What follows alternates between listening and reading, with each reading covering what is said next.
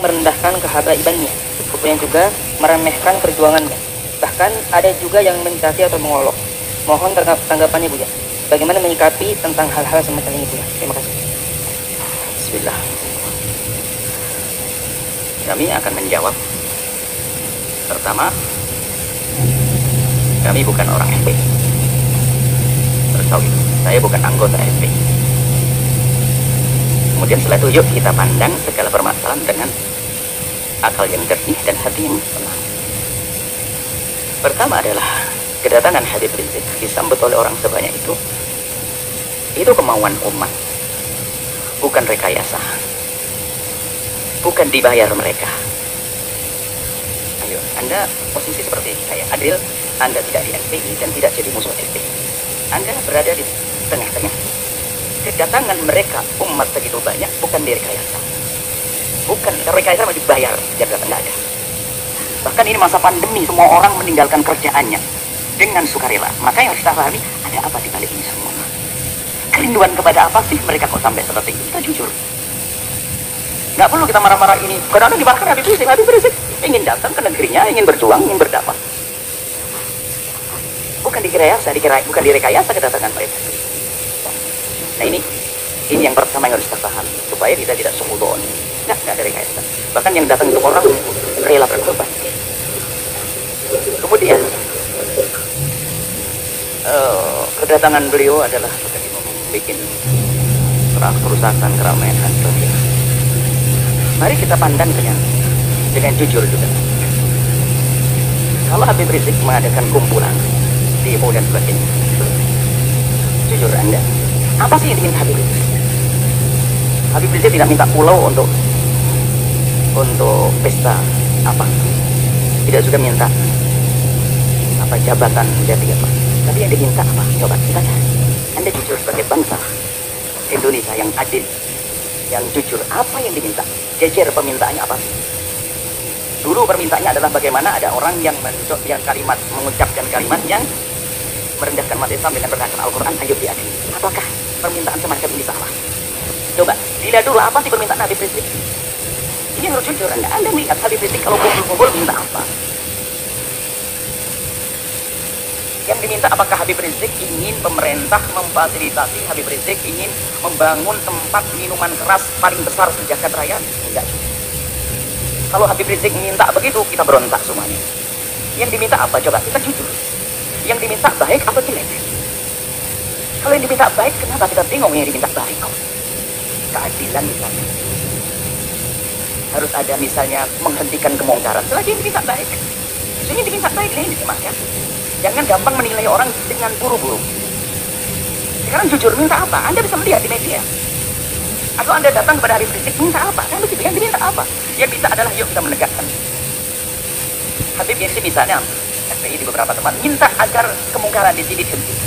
Loh, kemungkaran dihentikan, apakah permintaan yang salah? Karena kemungkaran itu akan merusak orang lain. Coba yang diminta apa? Ini jujur.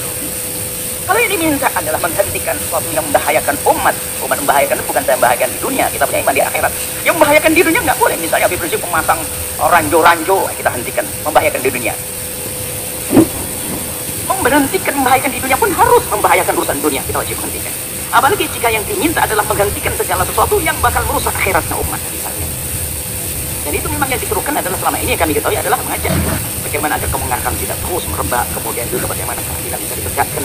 Di saat menuntut keadilan bukan berarti orang-orang yang lagi berpuasa statusnya tidak adil. Ada beberapa tempat yang kurang serasi atau perlu disesuaikan agar terjadi keadilan. Jadi minta keadilan itu wajar. Keadilan berlaku untuk siapa? Untuk semua umat, untuk bangsa ini. Bukan keadilan untuk Habib Rizik dan FPI-nya, bukan keadilan untuk semuanya. Coba yang diminta apa? Nah, ini maksud kami adalah jangan buru-buru menilai. Yang diminta apa? Bukan minta bantuan untuk bangun pesantrennya di mana, bukan untuk kepentingan ormasnya, bukan. Ada, tapi selama ini disuarakan adalah seputar itu. Bagaimana menghentikan kemungkaran, bagaimana dihadirkan keadilan, kemudian bagaimana membatasi sifatnya orang yang tidak banyak manfaatnya untuk negeri ini misalnya dengan suara-suara seperti itu. Bagaimana menghentikan kebobrokan moral. Ini kan permintaan yang baik semuanya. Kalau seandainya menyuarakan tren Habib Rizik bagaimana? Kalau Anda mau, kenapa tidak disuarakan Habib Rizik tidak mau? Jujur. Ini harus perlu kejujuran. Kita menilai dari luar seperti ini. selagi keinginannya baik, maka adalah permintaan itu harus kita jadikan sandaran kita untuk menilai. Kemudian selanjutnya kepada Bapak Presiden atau siapapun yang akan menjadi presiden. Ini adalah risalah cinta kami pada Pak Presiden. Dia kalau mendengar, alhamdulillah. Kalau tidak mendengar, Allah perdengarkan ke hati. Dia pun telinga tidak mendengar. Atau calon presiden, ketahuilah bahwa jabatan kepresidenan itu sangat terbatas. Apa artinya satu kali naik, dua kali naik, ujung-ujungnya adalah kesengsaraannya panjang. Maka mumpung Allah beri kesempatan untuk naik surga tertinggi, maka hendaknya presiden atau para calon presiden itu, apalagi yang mereka adalah benar-benar ahlilah ilmu, termasuk presiden kami yakin ahlilah ilmu. Orang beriman, perhatikan keimanan. Jadikan jabatan presiden ini adalah suatu selamat.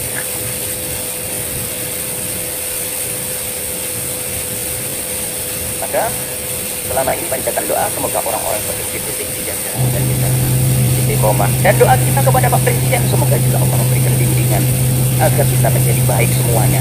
Tidak perlu kita memusuhi, akan tapi kita perlu bagaimana menghantarkan kebenaran. Kita tidak punya permusuhan dengan Bapak Presiden. Tetapi kami punya cinta karena kami tahu dia beliaunya adalah tidak ingin bahasanya kelak juga selamatkan.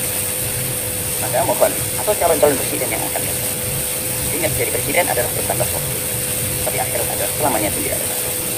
Maka jangan sampai di saat menjabat kepresiden ini adalah ditipu oleh orang-orang yang ada di kiri kanan kita, misalnya yang punya kepentingan syahwatnya, urusan dunianya, tidak ada hubungannya dengan iman, sehingga kita akan ke bawah ke sana. Maka pandanglah dengan adil orang yang bakal mengganggu akhirat Anda. Anda bisa melihat kalangan menteri di kanan, maka harus dibersihkan dari orang-orang yang bakal mengganggu keselamatan di akhirat. Kami yakin Anda ahli iman. Kami mendengar Anda jadi imam sholat, Anda juga umrah. Subhanallah. Tinggal perlu Anda mengikuti hati kecil Anda bahwasanya Anda ahli iman, maka segala sesuatu yang bertentangan dengan keimanan Anda ini dari itu. Karena itu akan ada tuntutan dan tanggung jawab di hadapan Allah. Kemudian berlapanglah dengan masukan atau kritik dari kita. Maka di saat ada misalnya selama ini ramai kalau kita dihubungkan dengan Habib Rizik dan sebagainya, yang diminta adalah, kami yakin yang diminta Habib Rizik adalah di hati kecil Anda adalah Anda setuju keadilan, kebaikan dan sebagainya. Kami ingin bertemu, ini maksud.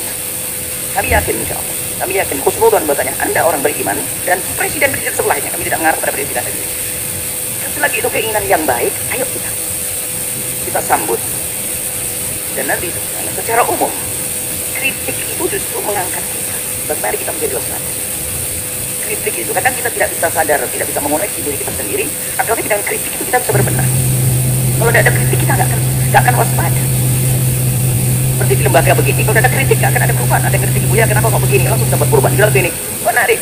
Semakin banyak mengkritisi Anda, Buya, semakin besar peluang Anda untuk menjadi lebih bagus. Hanya di saat dikritiki oleh seseorang, kita lihat, kita pelajari. Lalu bagaimana? Yang mengkritik itu sendiri diajak untuk menyelesaikan bersama. Karena yang mengkritisi biasanya punya bahan, punya modal untuk menyelesaikan masalah. Seperti ini. Ini adalah kepada pemerintah. Jangan menuruti orang-orang yang hanya menuruti hawa nafsunya. Anda akan rugi. Hidup Anda berbatas. Hidup Anda berbatas. Kita tidak rela. La ilaha illallah. Di alam barzah mendapatkan siksa dan pada masa tersiksa dia. Tapi surga kau untuk semuanya. Surga untuk ulama, surga untuk presiden kalau mau. Ya, maka kalau seandainya kesadaran semacam ini hadir, tidak akan ada ontran-ontran. Semuanya aman betul. Semuanya aman betul. Bisa. Orang punya niat busuk akan terlihat begitu mudah. Apalagi sekelas presiden, sekelas pemimpin, itu sangat mudah. Orang ini niatnya hanya kepentingan urusan ini, tebak. Artinya tinggal, kalau memang tujuannya nggak benar, merusak negeri ini, merusak bangsa ini, amanah di hadapan Allah, ya jangan diperkenankan orang semacam itu. Jujur, bukan karena hawa nafsu, bukan hanya mempertahankan kekuasaan. Ya pun kita pertahankan akan berakhir di kekuasaan kalau tidak kita pertahankan dengan cara yang benar. Tapi harapan kami adalah yang menjabat di negeri ini, presidennya adalah dengan Allah, dengan imannya, lalu selamat nanti di akhirat. Maka demo-demo yang selama ini Anda dengar, Anda perhatikan, Anda sambut sebagai seorang bapak ngayomi anak, seorang presiden, apa sih? Seperti itu. Jadi selagi itu yang diminta hal yang baik, jangan ditolak. Kecuali dia minta jelek, minta membuat, mestinya yang harus ditolak itu perusahaan yang haram, perusahaan ini, perkumpulan merusak. Ini yang harus kita tolak. Tapi kalau orang berkumpul datang kepada Anda, menyuruh, mengajak kepada kebaikan, hendaknya Anda bertanya, karena itu sebetulnya mereka mengantarkan surga untuk Anda. Seperti itu. Jadi ini kepada Bapak Presiden hari ini atau presiden yang akan datang. Semoga ini menjadi kaidah. Ya, mau menjadi presiden tidak ada.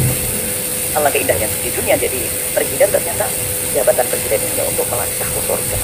Sebab surganya presiden lebih mudah, gede banget. Karena apa? Dia punya kekuatan. Kekuatan untuk masuk surga mah gampang. Seperti itu. Kemudian selanjutnya kepada umat semuanya, hentikanlah dengan budaya mengadu domba.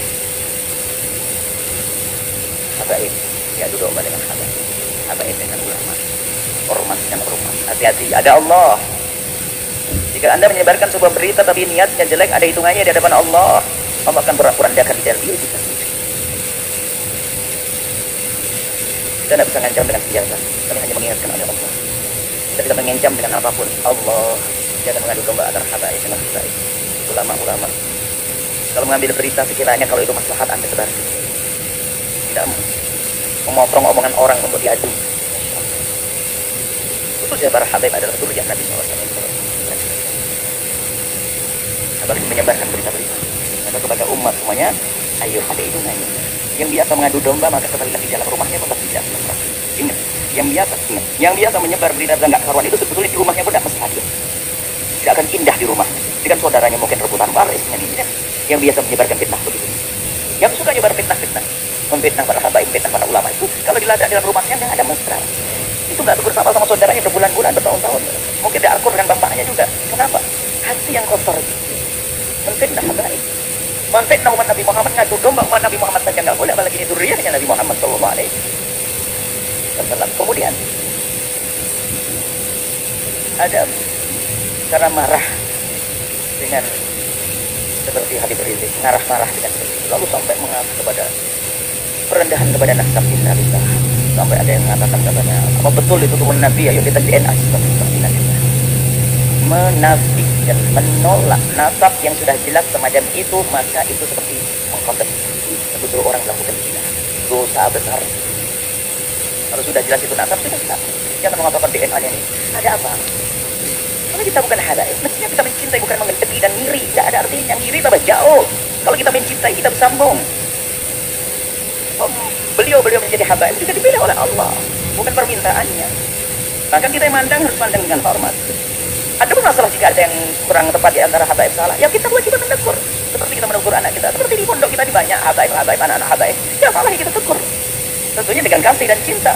Tapi kalau sudah mengarah kepada pentolaan nasab, ini sudah ada kebenci dan iri. Ini adalah bahaya sekali. Hati-hati. Kemudian juga kepada pengikut FPI. Jangan sampai Anda menodai Habib Rizik. Sepak terjang Anda harus benar-benar direstui Habib Rizik, diketahui dan sesuai dengan apa yang ada di pikiran dan hati Habib Rizik. Kita tidak ingin ada sebagian orang melakukan suatu tindakan ternyata mencoreng Habib Rizik. Ini menjadi masalah.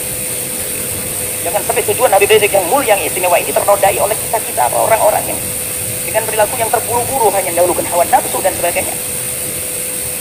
Ini maka di sini kita ingin bahasanya perjuangan orang-orang seperti beliau ini, Habib Rizik ini bisa mulus, sukses.